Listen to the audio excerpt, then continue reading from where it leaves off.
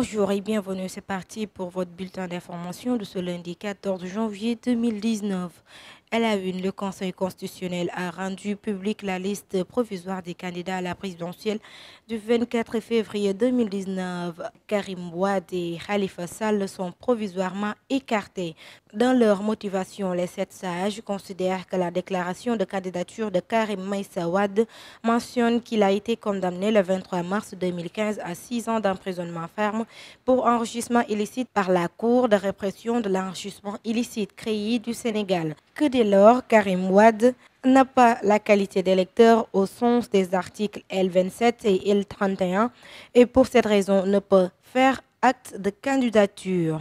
Partant de l'arrêt numéro 001 rendu le 3 janvier 2019 par la Cour suprême et transmis au Conseil constitutionnel par le procureur général par la dite Cour, avec le pourvoi en cassation formé par Khalifa Ababakar Sall, la plus haute instance du système judiciaire explique que l'arrêt de rejet a pour effet de rendre exécutoire l'arrêt de la Cour d'appel qui conserve ce caractère tant que la décision de la Cour suprême n'a pas rétracté. Par conséquent, souligne le Conseil constitutionnel, il n'y a lieu de déclarer la candidature de Khalifa Ababakar Sall irrecevable. D'autant plus qu'indique la Cour, Khalifa Sall ne peut plus se prévaloir de la qualité d'électeur au sens des articles L27 et L31 du Code électoral. Les candidats officiels à la prochaine présidentielle seront connus le 20 janvier prochain suite à la publication de la liste définitive par le Conseil constitutionnel. En attendant, les candidats retenus sont Macky Sall, Issa Sall, Idrissa Seck, Maître Madi Kenya et Ousmane Sonko. Les deux camps, à savoir celui de Karim Wade et de Khalifa Ababakar Sall, disposent de 48 heures pour déposer un recours. En sport, combat Balla Gaye Modou Lô, le lion de Guédiawaye a imposé sa force à Modou Lô dans un combat épique. Dans la foulée, le choc Modou Lô-Eumeu Sène a été ficelé hier.